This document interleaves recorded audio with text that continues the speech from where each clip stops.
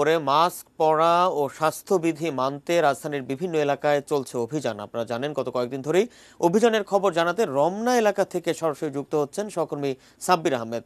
সাব্বির, কি কি অবস্থা এখন অভিযানের রমনা এলাকায়, আমাদেরকে জানাবেন।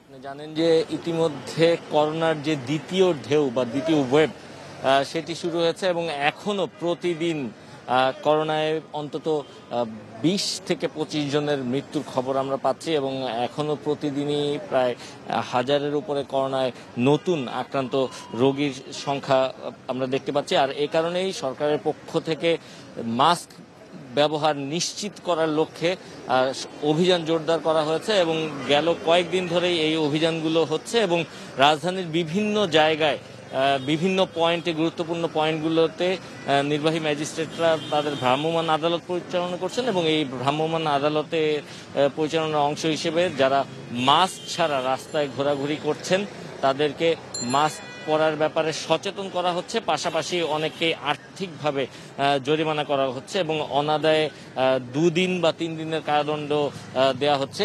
এভাবে আসলে মানুষকে সচেতন করার চেষ্টা করা হচ্ছে এবং আমরা দেখেছি যে যারা দিনমজুর বা খেটে খাওয়া মানুষ রয়েছেন তারা যখন মাস্ক ছাড়া চলাচল করছেন তাদেরকে মাস্ক দেয়া হচ্ছে, বিনামূল্যে মাস্ক দেওয়া হচ্ছে এবং তাদেরকে সতর্ক করা হচ্ছে।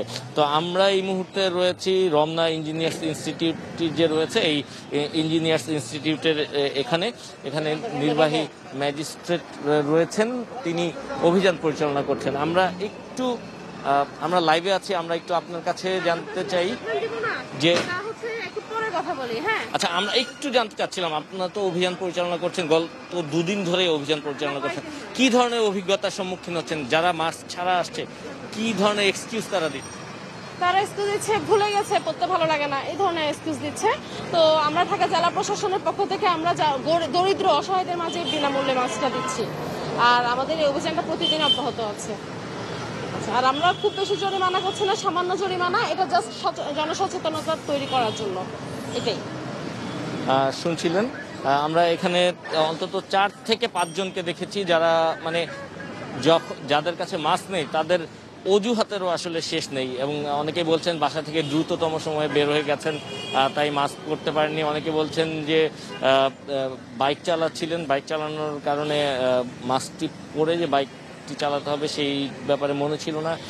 নানা মানুষের নানা ধরনের অজুহাত রয়েছে, তবে এইটুকু তারা স্বীকার করছেন যারা এই অভিযানে যাদেরকে আনা হচ্ছে বা যাদেরকে আর্থিক জরিমানা করা হচ্ছে তাদের প্রত্যেকে এইটুকু স্বীকার করছেন যে আসলে তাদের উচিত যে মাস্ক পরে বের হওয়া এবং তারা নিজেরাও সচেতন হবেন, ভবিষ্যতে আর এ ধরনের ভুল তাদের হবে না বলে তারা বলছেন। এবং আমরা দেখছি যে অভিযানে গাড়ির যেই যানবাহনগুলো চলাচল করছে সেই যানবাহনে উঠেও ম্যাজিস্ট্রেটের সঙ্গে যারা সহযোগী হিসেবে আছেন পুলিশরা তারা চেক করছেন যে আসলে সবাই মাস্ক পরে বের হয়েছে কিনা, এই বিষয়টি তারা পুরোপুরি নিশ্চিত হচ্ছেন। তো রাজধানীর বেশ কয়েকটি পয়েন্টে এ ধরনের অভিযান পরিচালনা করা হচ্ছে এবং আমরা দেখছি যে একজন বাইকার মোটরসাইকেল চালক, তাকে এই মুহূর্তে নিয়ে আসা হচ্ছে।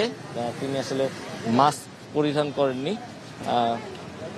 তাকে হয়তো আর্থিক জরিমানা করা হতে পারে। তো এইভাবেই আসলে রাজধানীর বিভিন্ন পয়েন্টগুলোতে মাস্ক যারা পরছেন না তাদের বিরুদ্ধে অভিযান পরিচালনা করা হচ্ছে।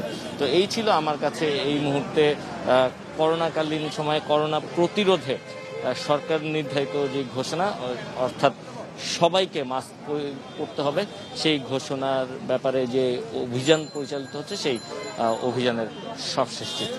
মাহমুদ, অসংখ্য ধন্যবাদ সাব্বির।